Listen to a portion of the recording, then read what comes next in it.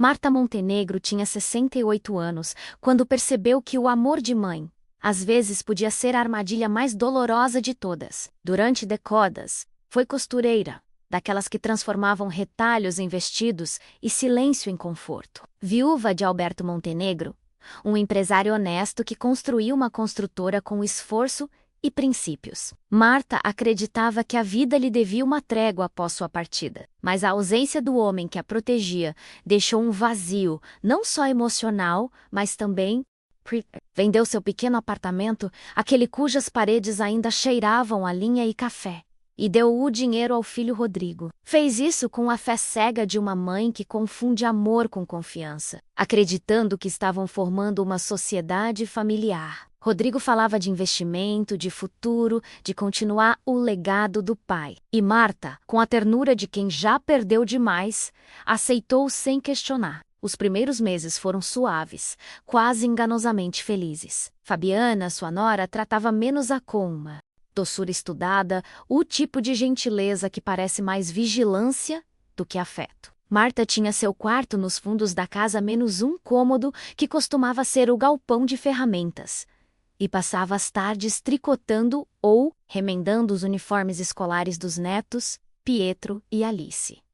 Mas aos poucos, o riso à mesa foi se apagando, e a presença de Marta começou a ser tratada como uma sombra. Rodrigo não lhe pedia mais conselhos, e Fabiana a corrigia com um tom que disfarçava humilhação com cuidado.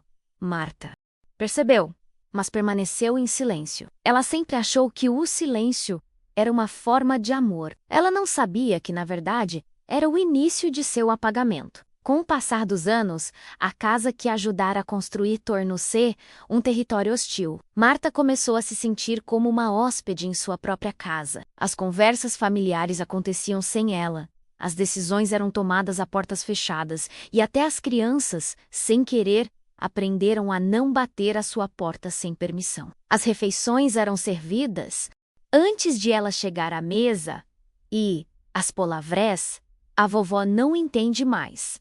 As coisas modernas tornaram-se um refrão constante. Às vezes, quando o silêncio pesava mais que as lembranças, Marta sentava-se na beira da cama e pensava em Alberto, em como ele lhe prometera que ela sempre seria protegida. Era uma promessa quebrada pela morte, mas traída pelos vivos. Todas as noites, sua mente se enchia dos ecos de risos distantes, que não lhe pertenciam mais. A humilhação final veio numa tarde de domingo.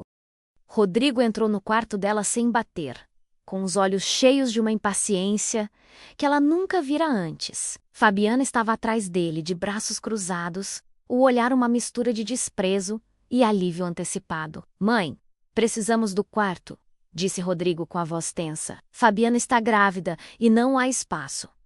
Marta ficou imóvel, segurando uma agulha no ar, como se o tempo tivesse parado. A frase caiu como um baque. Seu filho, aquele por quem ela havia desistido do próprio teto, a estava expulsando da casa que existia graças a ela. Não houve gritos, nenhuma lágrima. Apenas um silêncio tão denso que parecia sugar o ar do quarto. Marta olhou para cima e assentiu. Então, com uma serenidade que ninguém esperava, ela começou a guardar sua vida em uma pequena mala. Rodrigo não sabia como reagir à calma da mãe. Esperava repreensões, lágrimas, talvez um apelo, mas o que viu foi um silêncio digno, uma força que o incomodava mais do que qualquer palavra. Marta dobrou as roupas lentamente, com a precisão de quem passou a vida organizando o caos alheio. Guardou a tesoura de costura, a linha, um terço e uma foto antiga de Alberto no dia do seu casamento. Não levou mais nada. Ao passar por Fabiana, afastou-se apenas um passo, evitando o olhar dela. Marta atravessou o corredor sem olhar para trás. Ao fechar a porta por fora, notou que seu coração não batia de tristeza, mas com uma estranha clareza. Pela primeira vez em muito tempo, sentiu que algo dentro dela havia se libertado. Lá fora, céu de São Paulo estava coberto por um cinza que prometia chuva. Marta pensou em chamar um táxi, mas antes que pudesse pegar o celular, um carro preto parou em frente ao portão. Desceu um homem de cabelos grisalhos e porte elegante. Henrique Montenegro, exócio de seu falecido marido. Sua presença parecia uma miragem, uma aparição do passado. Henrique a cumprimentou com um misto de respeito e emoção contida. Vamos sair daqui, disse ele com voz calma, abrindo a porta do carro. Marta ouviu por alguns segundos antes de aceitar. Aquele simples gesto, uma porta aberta em meio à tempestade. Seria o início de uma verdade que mudaria tudo o que ela achava que sabia sobre sua vida, seu filho e o legado de Alberto. Durante o trajeto, Marta permaneceu em silêncio, olhando pela janela enquanto as luzes da cidade se borravam no vidro molhado. Henrique, sentado ao lado dela, não disse muita coisa, apenas a observava pelo canto do olho com um misto de preocupação e nostalgia. Quando chegaram à casa dele, uma antiga residência em Higienópolis, com cheiro de madeira e lembranças, ele lhe ofereceu uma xícara de chá quente. Você não precisa me explicar nada, murmurou baixinho. Marta aceitou o chá, e suas mãos trêmulas encontraram calor na porcelana. Ela não entendia por que, depois de tantos anos, ele ainda estava lá, disposto a ajudá-la, sem pedir nada em troca. Mas o que ela não sabia era que Henrique guardava um segredo que prometera revelar apenas se Marta precisasse dele. Naquela noite, enquanto o vento batia nas janelas, Henrique entregou-lhe uma pasta embrulhada em papel cinza. Dentro havia documentos antigos, cópias autenticadas, contratos e algo que a deixou sem fôlego. O testamento original de Alberto Montenegro. Marta leu os nomes e números, incrédula. O testamento a nomeava proprietária de 40% das ações da empresa familiar, além de herdeira do terreno onde foi construída a casa da qual havia sido despejada. Rodrigo, segundo os documentos, havia falsificado assinaturas e alterado registros para ficar com tudo para si. Ele sabia desde o início, disse Henrique com a voz amarga. Marta sentiu o chão desaparecer sob seus pés, mas em vez de chorar, respirou fundo. Pela primeira vez, não ia ficar em silêncio. Marta passou a noite sem dormir, sentada na poltrona do escritório de Henrique, os documentos espalhados à sua frente como peças de um quebra-cabeça sempre incompleto. Cada assinatura falsificada, cada selo adulterado, era uma ferida aberta. Ela não conseguia entender como Rodrigo, seu próprio filho, fora capaz de tal coisa. Lembrou-se das vezes em que ele lhe falara sobre começar as coisas juntos, sobre honrar a memória do pai, e percebeu que tudo não passara de uma estratégia para ficar com o que não lhe pertencia. Naquele instante compreendeu que o amor sem limites pode se tornar uma forma de destruição. Henrique, ao vê-la tão serena e quebrada ao mesmo tempo, disse algo que ela jamais esqueceria. Às vezes, Marta, perdoar não é esquecer, é deixar a verdade se defender. Na manhã seguinte, ela aceitou a ajuda. Juntos, visitaram o advogado de confiança de Henrique, Dr. Otávio, um homem meticuloso, de cabelos brancos e óculos grossos, que pareciam oprimir seus pensamentos. Ele revisou os documentos em silêncio por vários minutos antes de dizer: "Isso é uma fraude clara. Se você decidir agir, terá tudo a ganhar."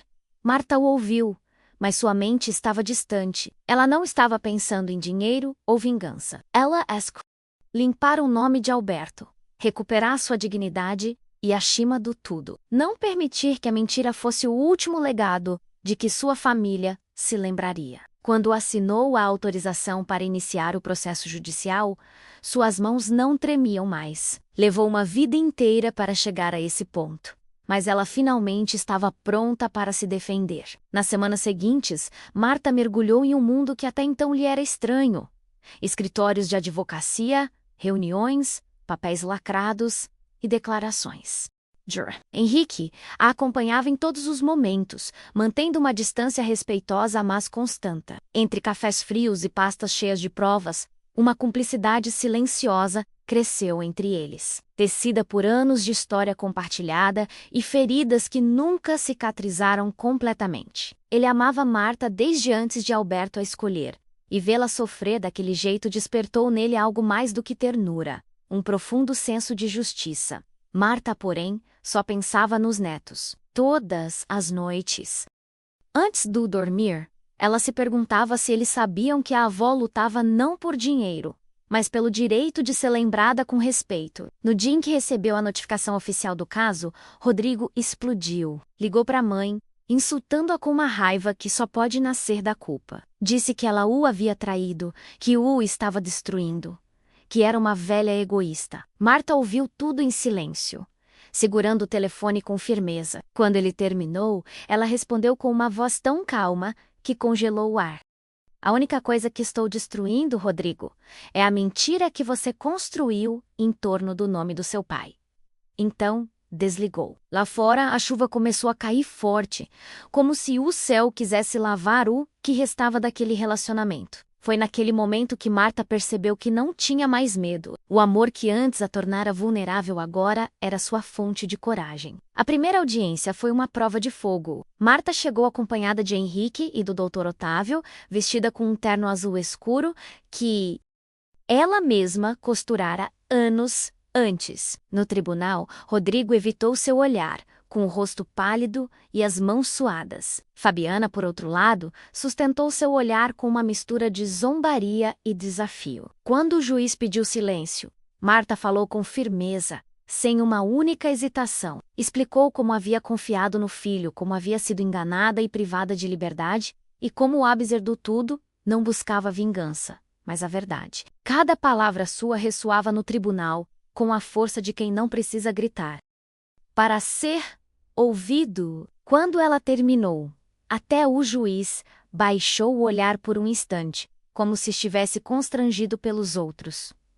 Naquela mesma tarde, Fabiana iniciou seu contra-ataque. Ela apresentou uma queixa falsa, alegando que Marta a havia ameaçado e que temia por sua segurança e a de seus filhos. O golpe foi baixo, mas calculado. Por alguns dias, a notícia circulou nas redes sociais e entre vizinhos. Idosa violenta afronta a nora por dinheiro. Marta sem querer tornou-se o centro de espetáculo público que não havia pedido, mas ela não cedeu. Henrique e o advogado a aconselharam a ter paciência. A verdade precisa de tempo para se impor, disse Otávio. E enquanto outros a difamavam, Marta se agarrava a uma calma que só quem perdeu tudo consegue entender. Aquela calma que precede as tempestades que limpam. Henrique, movido por uma mistura de indignação e amor silencioso, começou a agir nas sombras. Sem o conhecimento de Marta, começou a comprar discretamente as dívidas que a empresa de Rodrigo acumulara com bancos e fornecedores. Fez isso com a precisão de um cirurgião e a paciência de um velho estrategista. Cada documento assinado o aproximava de um objetivo claro: devolver a Marta o poder que lhe fora tirado. Quando ele finalmente confessou o que estava fazendo, ela permaneceu em silêncio por um longo tempo. Não quero destruir meu filho, disse ela em um sussurro. Henrique assentiu. Você não vai, respondeu ela, mas vai e ensina-lo que a vida não se herda, se honra.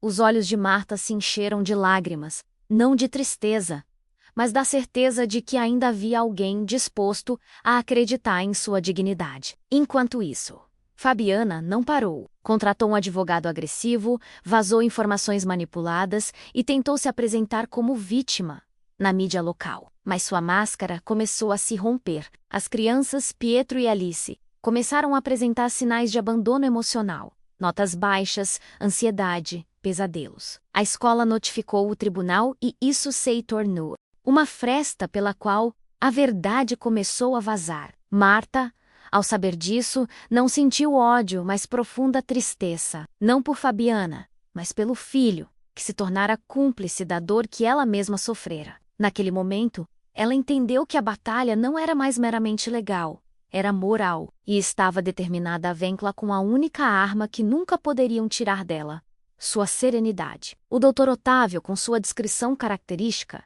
decidiu ampliar a investigação. Contratou um contador forense e um détective particular, convencido de que o que era visível na superfície era apenas parte da farsa. Em poucas semanas, as evidências começaram a aparecer como peças de um quebra-cabeça perverso. Fabiana não só havia manipulado Rodrigo, como também, desviado fundos da empresa, vendido joias pertencentes à família Montenegro e transferido dinheiro para uma conta em nome de um certo Júlio César, seu personal trainer. Quando Marta viu as fotos que confirmavam o relacionamento entre eles, sentiu um vazio estranho, não raiva, não surpresa, mas a amarga certeza de que, uma vez estabelecido um lar, acabaria devorando tudo. Otávio sugeriu a Marta que usassem as evidências com prudência, mas ela decidiu esperar. Queria fazê-lo no momento certo, não por vingança, mas para fechar o ciclo com dignidade. Henrique a apoiou silenciosamente, admirando sua compostura. "Você tem alma de rainha", disse-lhe ele certa noite, enquanto caminhavam pelo jardim. Marta sorriu pela primeira vez em muito tempo. "Não", respondeu ela, "tenho alma de mãe cansada de ficar calada." Essa frase marcaria o começo do fim, porque na manhã seguinte, Marta solicitou uma reunião formal com todas as partes envolvidas, no escritório de Otávio. Queria confrontá-los cara a cara, à luz fria e honesta da verdade. O dia da reunião amanheceu claro, com um sol implacável que contrastava com a tensão no ar. Marta chegou cedo, vestida com um traje bege impecável, simples, mas elegante, como se sua presença bastasse para impor respeito. Henrique a acompanhou silenciosamente enquanto Otávio organizava os documentos e projeções. Logo depois, Rodrigo entrou com a testa franzida, evitando olhar para a mãe. Fabiana, por outro lado, apareceu sorridente, usando óculos escuros e um perfume tão forte que parecia uma declaração de poder. Quando todos estavam presentes, Otávio fechou a porta e disse: "Vamos começar." Marta não falou imediatamente. Esperou que o silêncio se instalasse. Então, com uma calma que surpreendeu a todos, pediu que ligassem o projetor. As primeiras imagens mostravam transferências bancárias, mensagens e fotografias. O rosto de Fabiana se contraía a cada evidência que aparecia na tela. Rodrigo começou a suar. Tentou interromper, mas Otávio o interrompeu com um gesto brusco. "Isso", disse Marta por fim, "não é para te humilhar, Rodrigo. Estou fazendo isso para que você se lembre de quem era antes de se deixar comprar por mentiras." Sua voz não tremeu, nem mesmo quando mostrou a prova mais contundente: um documento com sua assinatura falsificada. O tribunal ficou em silêncio absoluto. Fabiana olhou para Rodrigo em busca de apoio, mas ele, com seu olhar vazio, entendeu que havia perdido muito mais do que uma herança. Havia perdido a confiança da única pessoa que o amara incondicionalmente. Rodrigo afundou na cadeira, com as mãos cobrindo o rosto. Era como se todo o peso dos seus anos tivesse caído sobre ele de repente. "O que eu fiz?", murmurou, quase inaudível. Fabiana, por outro lado, manteve o rosto sério, negando tudo com insolência calculada. "Isso tudo é uma armadilha", gritou, mas sua voz soou oca. Otávio a interrompeu calmamente, mostrando-lhe as gravações e recibos que a ligavam diretamente ao desfalque. Marta não precisou dizer mais nada. Seu silêncio digno e firme foi a sentença mais dura de todas. Henrique, do fundo da sala, olhou para ela com orgulho contido. Ele sabia que naquele momento, Marta não estava apenas recuperando seus bens, mas também o respeito que o próprio filho lhe roubara. Quando a reunião terminou, Fabiana saiu da sala em meio a insultos e ameaças. Rodrigo permaneceu imóvel, encarando a mãe como se a visse pela primeira vez. "Me perdoe", disse ele em meio às lágrimas. Marta o encarou em silêncio por um longo momento antes de responder. "Eu ainda não te perdoo, Rodrigo, mas estou te dando a oportunidade de fazer isso você mesmo, com suas ações." Então, ela se levantou e saiu do escritório acompanhada de Henrique. Lá fora, à tarde, caía sobre São Paulo com uma luz quente, dourada, quase simbólica. Pela primeira vez em muito tempo, o ar cheirava liberdade. Nas semanas seguintes, Marta manteve o processo judicial em andamento, mas com uma nova intenção: não destruir, mas restaurar. Com a ajuda de Henrique e Otávio, ela estabeleceu um acordo formal que colocou todas as ações e propriedades sob seu controle temporário. Rodrigo, vinculado aos termos do tribunal e à sua própria consciência, mudou-se para um pequeno apartamento e começou a fazer terapia com os filhos. Fabiana, enfrentando acusações criminais, desapareceu do ambiente familiar. O silêncio que ela deixou para trás foi estranho no início, mas também necessário. Na casa de Henrique, Marta começou a redescobrir coisas que pensava ter esquecido. A música suave do piano, o perfume das orquídeas que ele cuidava no jardim, o simples prazer de tomar café da manhã sem medo de incomodar os outros. A vida, refletiu ela, nem sempre devolve o que se perdeu, mas às vezes oferece algo mais valioso: a paz. E se você chegou até aqui, talvez esta história também esteja despertando algo em você. Conte-me de onde você está ouvindo. Às vezes, compartilhar nossos sentimentos nos lembra que não estamos sozinhos neste mundo. Com o passar dos meses, Marta se adaptou a uma rotina calma e organizada. Ajudava em pequenos projetos de costura para uma fundação para mulheres mais velhas. Dava aulas de bordado e, em algumas tardes, acompanhava Henrique às reuniões na empresa que agora co-dirigia. Descobriu que ele ainda tinha uma mente afiada para números e uma intuição firme para pessoas. Sua presença inspirava respeito, não por autoridade, mas por história. Rodrigo começou a visitá-la lentamente. As primeiras vezes foram constrangedoras, repletas de silêncios constrangedores, mas a cada encontro, o peso da culpa dava lugar a uma ternura tímida, quase infantil. Marta o ouvia sem julgamento, embora ainda não o abraçasse. Sabia que o perdão não era um ato, mas um processo. Henrique, por sua vez, nunca a abandonou. Seu amor era paciente, discreto, pouco exigente. Caminhavam juntos no parque ao entardecer, conversando pouco, mas sentindo muito.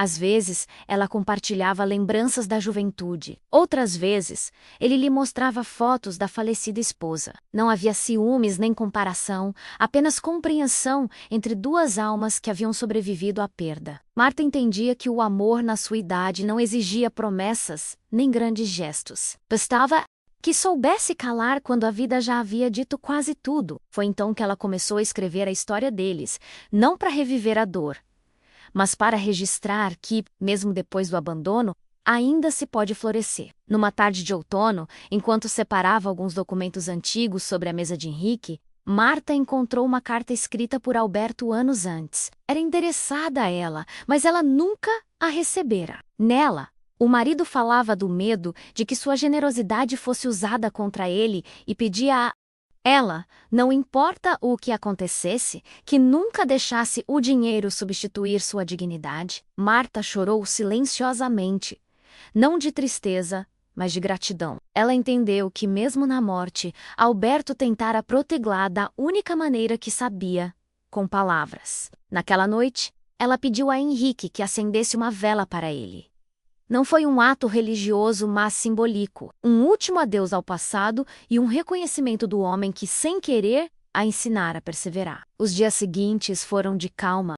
Marta recomeçou a costurar, não por necessidade, mas por prazer. Suas mãos, marcadas pelos anos, moviam a agulha com a mesma precisão de sempre, mas sua mente não estava mais focada na dor. Cada ponto se tornava uma afirmação silenciosa.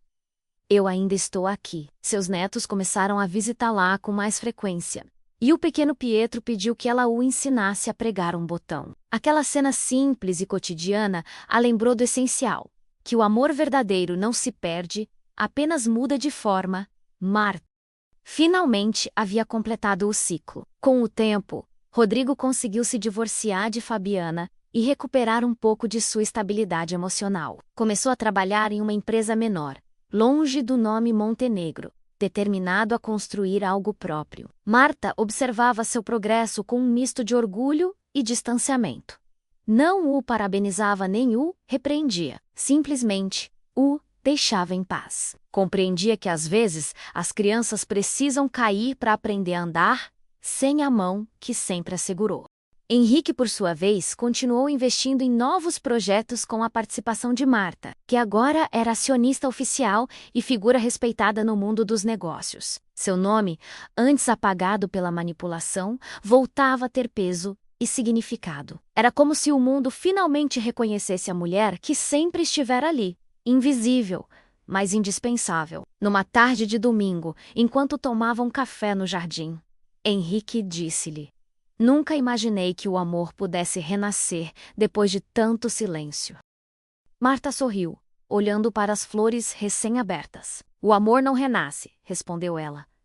Ele só espera nos cantos onde a gente para de ter medo. Permaneceram em silêncio, observando a luz do sol brincar entre as folhas. Naquele instante, Marta compreendeu que sua história não era apenas de perda e traição, mas também de transformação. Ela havia deixado de ser a mulher que pedia permissão para existir, para se tornar aquela que decidia seu próprio destino. E essa, pensou, era a maior vitória que Padaria ter. Com a estabilidade restaurada, Marta decidiu usar parte de seus recursos para criar um fundo de apoio a mulheres idosas vítimas de abuso familiar e financeiro. Ela o batizou de Fundação Aguja Y Alma, em homenagem às duas coisas que a sustentaram ao longo da vida: seu ofício e sua força interior. Em poucos meses, a iniciativa começou a crescer. Ela recebeu cartas de todo o país, histórias de mães e avós que foram traídas pelos próprios filhos ou roubadas do que haviam construído. Marta respondeu a cada uma delas pessoalmente, com uma caligrafia lenta e elegante. Em cada carta, ela repetiu uma frase que se tornou sua assinatura: silêncio não é gentileza, é entrega. E nenhuma mulher veio ao mundo para desistir. O que antes era sua dor, agora se tornara sua causa. Anos depois, a casa de Henrique se tornara o lar com que Marta sempre sonhara. Não tinha luxos excessivos nem ostentação, mas transbordava paz. Na sala de estar principal, uma fotografia em preto e branco de Alberto estava pendurada ao lado de outra dos netos sorridentes. Às vezes, quando o sol brilhava através das janelas altas, o reflexo de ambas as imagens se encontrava na parede, como se o passado e o futuro se abraçassem sem conflito. Rodrigo a visitava com frequência, agora com uma postura diferente, humilde, grato. A relação entre mãe e filho passara da distância para uma compreensão silenciosa. Não eram os mesmos de antes, mas talvez fosse melhor assim. Haviam aprendido a se amar com a verdade, não com a dívida emocional. Numa manhã de inverno, enquanto preparava o chá para Henrique, Marta parou diante do espelho da sala de jantar. Por um instante, mal reconheceu seu reflexo. Não era mais a mulher que fora expulsa de casa com uma mala e o coração partido. Era uma nova mulher, firme, calma, livre. Sorria com uma serenidade que jamais conhecera. Conseguimos, Alberto, sussurrou. E enquanto o vapor do chá enchia o ar, percebeu que sua história, menos como cada ponto que já havia costurado, havia fechado o último fio, sem deixar nada solto. Havia justiça, havia amor e, acima de tudo, havia paz.